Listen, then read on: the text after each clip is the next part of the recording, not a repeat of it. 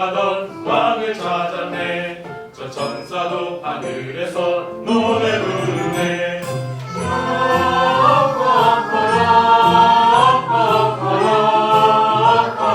영광을 높이 계신 주께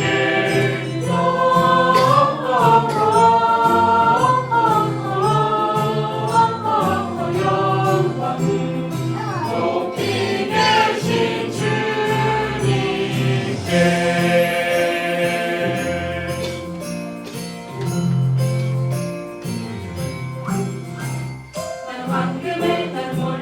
나는 유향을 드려 전하기 메시아께 경배하리라.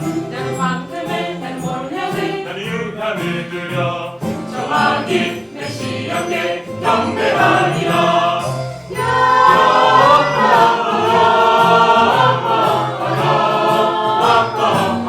영광을 높이 계신 주께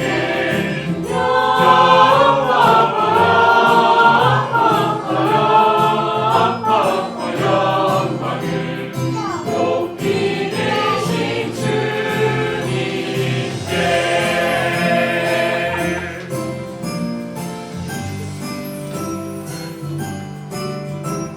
기뻐하라 베들레헴아 너는 작지 않도다. 오늘날 내게서 왕이 났도다. 하늘에는 영광이요 땅에는 평화로다. 나와서 주님께 경배드리자.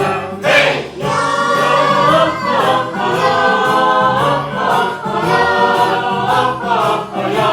영광을 높이 계신 주께 높이 계신 주께 영광을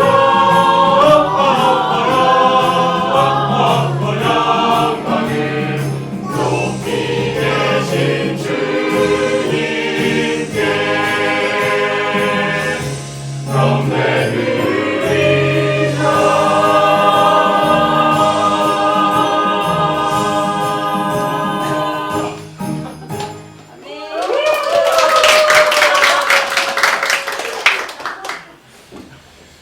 성탄절이 다가오면 성탄절이 제일 먼저 시작되는 곳은 어디인 것 같아요? 어디를 보면 성탄절이 제일 크리스마스가 다가오는구나. 편의점. 편의점.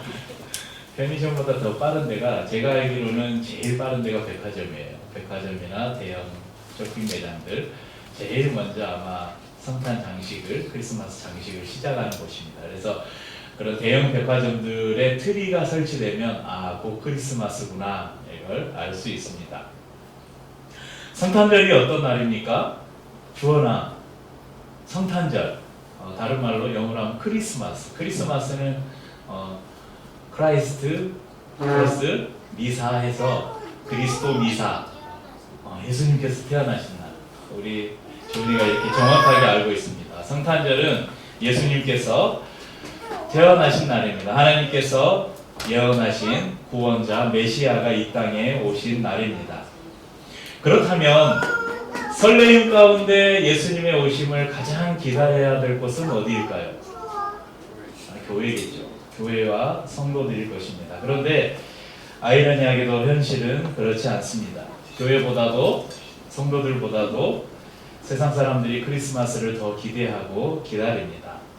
아마 그 이유를 찾아보자면 상업주의의 영향이 교회 안에 들어와서 이제 성탄절의 본래의 의미는 점점 퇴색시키고 상업주의의 산물로 성탄절이 전락해버린 이유 때문일 것입니다. 하지만 오늘 기류의 교회 성도들만이라도 크리스마스에 대한 온전한 이해를 가지고 그날을 우리가 기뻐하고 기념한다면 하나님께서 이 땅에 오신 그 약속대로 오시고 또 그 약속대로 우리에게 주시기로 약속하신 그 성탄의 기쁨과 축복이 우리 안에 충만하리라고 믿습니다. 오늘은 계속되는 기다림 시리즈, 저희가 이제 대림절에 계속해서 구약에 나와 있는 예수님에 대한 숨겨진 비밀들을 함께 나누고 있는데, 오늘은 저희가 창세기 출애굽기를 살폈는데 오늘은 조금 뛰어넘어서 이사야서 말씀을 통해서 우리 예수님을 한번 찾아가 보려고 합니다. 지난주 말씀드렸던 히브리서 1장 1절에서 2절 말씀을 다시 한번 우리 읽어보겠습니다. 옛적에 선지자들을 통하여 여러 부분과 여러 모양으로 우리 조상들에게 말씀하신 하나님이 이 모든 날 마지막에는 아들을 통하여 우리에게 말씀하셨으니 이 아들을 만유의 상속자로 세우시고 또 그로 말미암아 모든 세계를 지으셨느니라. 어떤 사람들은 그래, 예수라는 사람이 2000년 전에 유대에 실존했던 인물일 수도 있어. 그러니까 안 믿는 사람들 중에요. 그런 실존의 인물일 수도 있어. 역사적인 인물일 수도 있어. 그래서 그 사람이 굉장히 뛰어난 리더십과 아니면 어떤 기적을 좀 보임으로써 많은 사람들이 그를 따랐을 수도 있어. 그래, 그런 역사적인 인물이 있었을 수도 있어. 이렇게 생각할 수 있습니다. 그런데요, 우리가 믿는 예수님은 역사의 어느 한 시점에 갑자기 나타나서 뭔가 한순간 임팩트를 딱 주고 사라진 인물이 아니에요. 예수님께서는 아주 오랜 전부터 하나님께서 여러 사건과 여러 사람과 여러 현상과 여러 모양들을 통해서 이 예수님이 오실 것을 예언해 오셨다는 것입니다. 그러니까 수천 년 동안 일관되게 한 인물에 대해서 설명하고 있다면 이 땅에 오신 예수님이 어느 한동안 갑자기 나타난 그냥 한 위대한 위인, 그 정도로 취급받으실 분이 아니라는 것입니다. 하나님께서 이 땅에 오신 메시아 예수 그리스도를 여러 부분과 여러 모양으로 말씀하셨는데 그 가운데서 가장 분명하게 드러난 방법이 뭐였냐면 바로 선지자들의 입을 통해서 직접 말씀을 대언하시는 것이었습니다. 오늘 저희가 읽은 말씀은 그 선지자들 중에 한 사람인 이사야 선지자를 통해서 주신 예언의 말씀입니다. 이사야 선지자가 활동했던 시대는 지금으로부터 한 2700년 전. 예수님께서 2000년 전쯤에 오셨으니까 예수님이 오시기 전 몇 년? 한 700여 년 전에 활동했던 선지자입니다. 그러니까 예수님이 오시기도 한참 전인 700여 년 전에 이사야 선지자는 하나님의 선지자가 메시아를 기다리면서 오늘 말씀과 같이 그 메시아를 예언했다는 것입니다. 이 말씀 속에서 이사야 선지자는 장차 오실 구원자, 장차 오실 메시아 예수 그리스도가 어떤 분이신지를 우리에게 가르쳐 줍니다. 6절 말씀 보겠습니다. 한 아기가 우리에게 낳고 한 아들을 우리에게 주신 바 되었다. 한 아기가 낳고 한 아들을 주셨습니다. 태어난 아기가 누구입니까? 예수 그리스도시고 그 아들을 주신 분이 누구십니까? 하나님이십니다. 인간의 모습으로 오신 예수님은 분명 하나님의 아들이시며 하나님의 본체이십니다.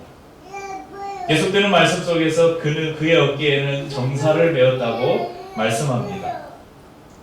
정사라는 이 말은 NIV 성경에는 거버먼트로 그렇게 번역이 되어 있습니다. 정부, 행정, 통치, 체계 이런 것들을 통칭하는 단어입니다. 예수님께서 어깨에 정사를 메었다. 이 말씀은 예수님께서 이 세상뿐 아니라 온 우주 만물을 친히 다스리시는 통치자이심을 우리에게 가르쳐 주는 것입니다. 그리고 이어서 예수님에 대해서 여러 가지를 설명하는데 한 가지를 짧게 소개해 드리려고 합니다.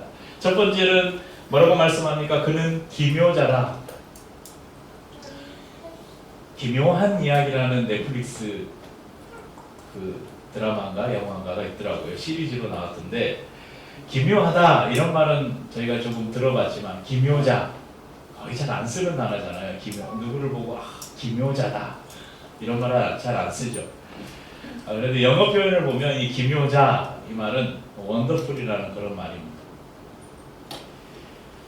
단어는 감탄사에 쓰이는 단어죠. 어떤 놀라운 일을 목격했을 때 우리는 원더풀이라고 이야기합니다. 예수님의 탄생 사건은 그 자체로 놀라움의 사건이었습니다. 하나님이신 분이 인간의 몸을 입고 오신다는 그 사실이 바로 놀라운 사실입니다. 예수님의 삶은 어땠습니까? 33년간의 그분의 삶은 놀라움의 연속이었습니다.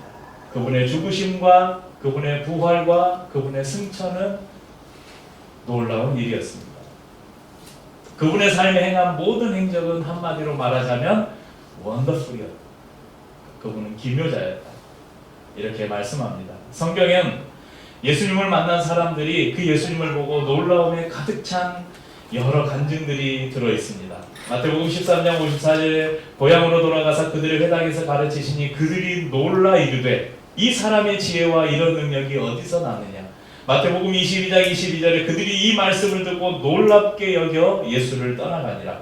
마태복음 7장 28절 29절 예수께서 이 말씀을 마치심에 무리들이 그의 가르치심에 놀라니 이는 그 가르치시는 것이 권위 있는 자와 같고 그들의 서기관들과 같지 아니하니라.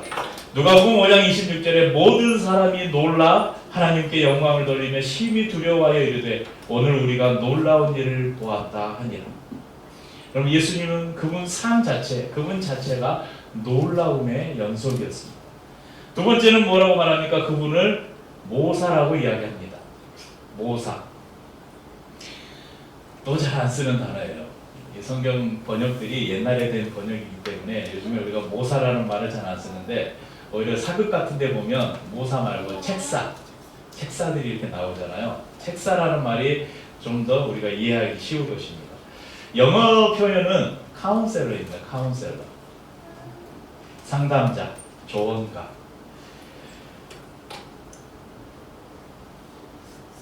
예전에는 이 성경이 우리말로 번역될 당시에 아마 교회에 상담이라는 게 없었을 거예요.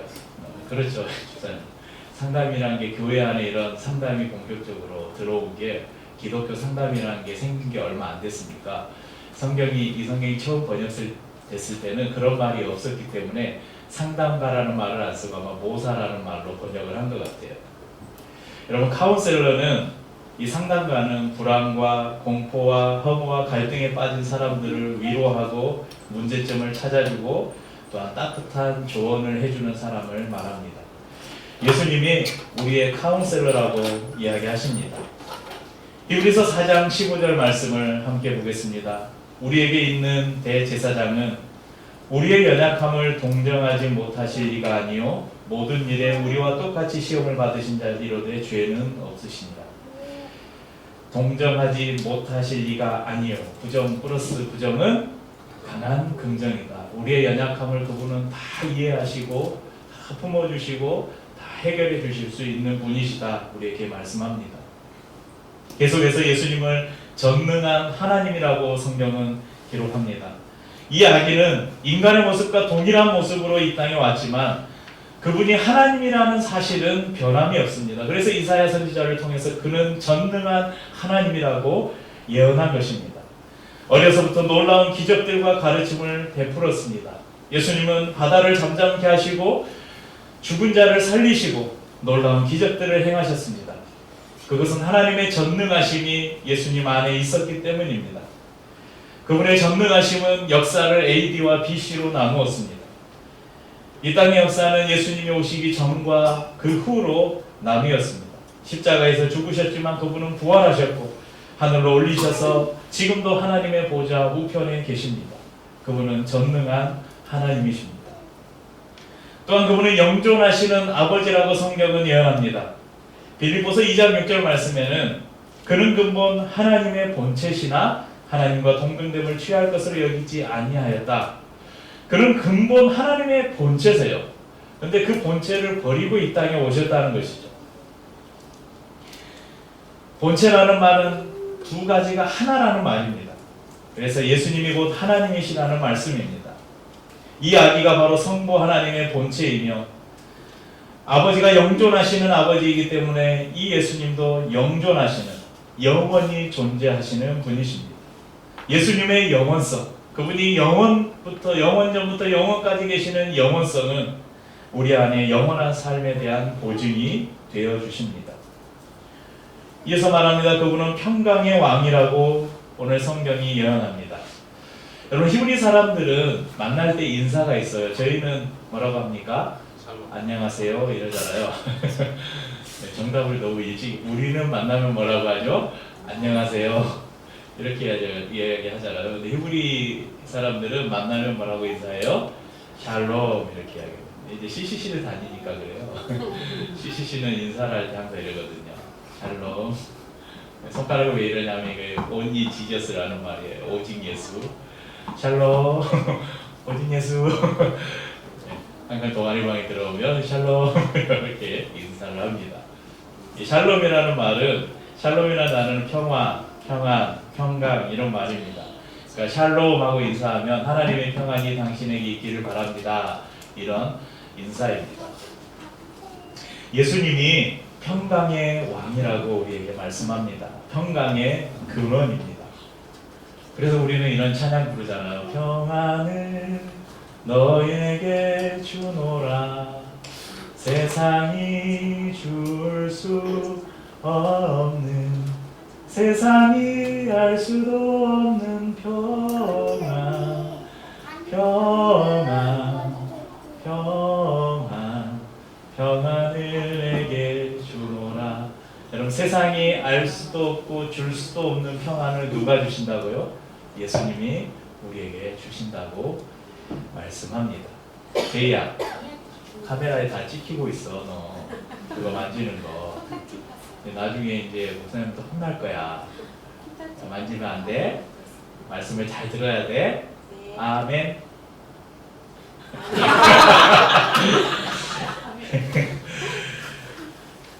이 찬양의 가사는 요한복음 14장 27절 말씀을 바탕으로 한 말씀 찬양입니다. 한번 같이 읽어볼까요? 평안을 너희에게 끼치노니 곧 나의 평안을 너희에게 주노라. 내가 너희에게 주는 것은 세상이 주는 것과 같지 아니하니라. 너희는 마음에 근심하지도 말고 두려워하지도 말라.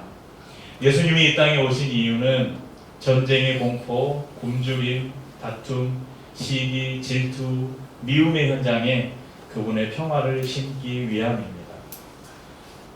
그렇게 예수님 안에 우리는 폭풍 가운데서도 잠잠함을 누릴 수 있는 그 평안을 우리는 누릴 수 있습니다. 성도님들에게 성탄절은 어떤 날입니까? 우리 성도님들에게 예수님이 태어나셨다는 그 소식은 어떤 의미입니까? 요즘에 젊은 사람들은, 젊은이들은 여자친구와 남자친구와 어떻게 하면 멋진 크리스마스를 보낼 수 있을까? 그것을 고민합니다. 요즘에는 이제 사라진 문화이지만 제가 그 고3 때 교회를 다녔는데 처음 예수를 믿었는데 그때만 하더라도 교회만이 가지고 있는 문화가 하나 있었어요. 성탄절 문화, 올라이트. 유일하게 절대 외박이 허용이 안 되고 그 늦은 시간에 집에 돌아오는 게 허락이 안 되는 아주 보수적인 집안에서도 1년 중에 단 하루 외박이 허락되는 날이 있었는데 그날이 바로 크리스마스였습니다. 크리스마스 이브 때 24일에 다들 처음 듣는 이야기처럼 처음 듣는 이야기시죠? 저희 때는 그랬어요. 24일은 교회에서 밤을 새요. 이렇게 이제 보통 대부분의 교회들이 24일 저녁에 한 7시쯤 모이면 그 부서들 성탄 찬양하고 발표하고 율동하고 그 다음에 선물 교환하고 이제 부서별로 모여서 많이 저희 이제 조금 이따 할 많이 또 공개하고 또 맛있는 것도 먹고 하면서 밤새 이야기하고 다음 날 25일 새벽에 새벽송을 돌아요.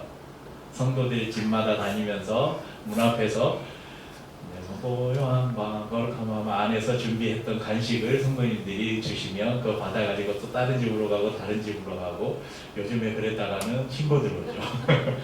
그런 문화들이 사라져간 성탄의 문화들이 참 아쉽긴 합니다.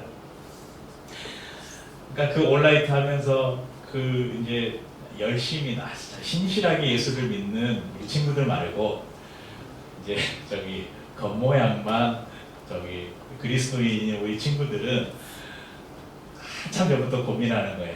그날 온라이트 때 난 뭐 하고 놀까? 우리 뭐 하고 놀까? 이런 걸 고민을 해요. 또 어떤 선물을 할까? 나는 어떤 선물을 이번 크리스마스 때는 받을까? 그런 고민을 하고 또 기대를 합니다. 언젠가부터 우리는 성탄절에 예수님이 아닌 다른 어떤 것을 기다리고 있는지 모르겠습니다. 아름다운 장식일 수도, 멋진 식사나 데이트 또는 선물일 수도, 아니면 요즘에는 많은 사람들이 크리스마스 시즌 맞춰서 여행을 가고 또 휴식을 취하기도 합니다. 여러분, 이런 세상에 예수님이 오실 필요가 있었을까? 기다리지도 않는 이 세상에 예수님은 굳이 오실 필요가 있으셨을까? 오늘날의 교회는, 오늘날의 성도들은 얼마나 간절히 예수님을 기다리고 있을까? 혹시 오늘 예수님이 우리 가운데 오신다면 우리는 그분을 알아볼 수나 있을까? 오늘 크리스마스 때 우리 스스로에게 이런 질문을 해봤으면 좋겠습니다. 그런데요, 우리 성도님들, 세상이 그렇다고 할지라도, 많은 교회를 다니는 사람들이 그렇다 할지라도, 제가 믿는 분명한 사실은 예수님은 단 한 사람이 그분을 간절히 기다리고 있다고 할지라도 그분이 이 땅에 오셨을 거예요. 마찬가지로 그분의 다시 오심을 간절히 기다리는 단 한 사람만 있다고 하더라도 그분은 약속대로 다시 오실 것입니다. 그 한 사람, 그분의 다시 오심을 기다리는 한 사람이 저와 우리 성도님들이 될 수 있었으면 좋겠습니다. 그분은 기묘자로, 모사로, 전능하신 하나님으로, 영존하시는 아버지로, 평강의 왕으로 오래전부터 예언되었던 그대로 우리 가운데 오셨습니다. 그리고 그분이 오늘도 우리 안에 살아계시고 약속하신 것처럼 임마누엘로 우리와 함께하고 계십니다. 오늘 이제 우리가 예배를 마치고 맛있는 식탁을 나눌 것입니다. 서로 준비한 선물도 나눌 것입니다. 하지만 이 모든 것들은 성탄의 참 주인공이신 예수님을 기억하고 기뻐하고 감사하는 수단이 되어야 합니다. 여러분, 누군가의 생일이면 여러분들 어떻게 하세요? 평상시에는 안 먹던 음식을 해먹기도 하고, 아니면 평상시에는 그냥 동네 분식집이나 동네 그냥 식당 가다가 빕스나 아웃백이나 어디 좋은 식당을 예약을 해서 거기서 같이 근사한 식사를 나누면서 서로 생일을 맞은 사람을 축하하잖아요. 오늘 우리가 조금 특별한 식사를 준비해서 나누는 것은 그런 의미예요. 오늘 생일을 맞은 예수님의 생일을 우리가 축하하면서 조금 특별한 식사를 함께 나누며 예수님을 축하하는 시간입니다. 오늘 우리는 우리의 구주이면서 좋은 친구이자 하나님 안에서 한 가족인 예수님의 생일을 축하하며 서로에게 선물을 전달합니다. 예수님이 우리 가운데 좀 보이셔서 예수님이 딱 우리 모습을 딱 가지고 여기에 딱 오면 좋잖아요. 여러분들, 예수님께 뭐 드릴까 해서 선물 하나씩 준비해서 드리면 좋은데, 그분이 이렇게 우리 형상으로 이곳에 같이 계시지 않잖아요. 그런데 누가 있어요? 그분 안에서 형제 자매된 우리 성도들이 있잖아요. 그래서 우리가 서로 선물을 준비해서 주면서 예수님께 드릴 선물을 대신 지체들에게 전달하면서 예수님의 생일을 우리가 축하하는 것입니다.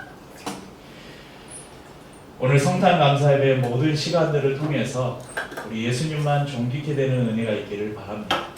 그리고 예수님으로부터 오는 놀라운 평강과 위로가 우리 모든 성도님들에게 넘치시기를 예수 그리스도의 이름으로 축복합니다.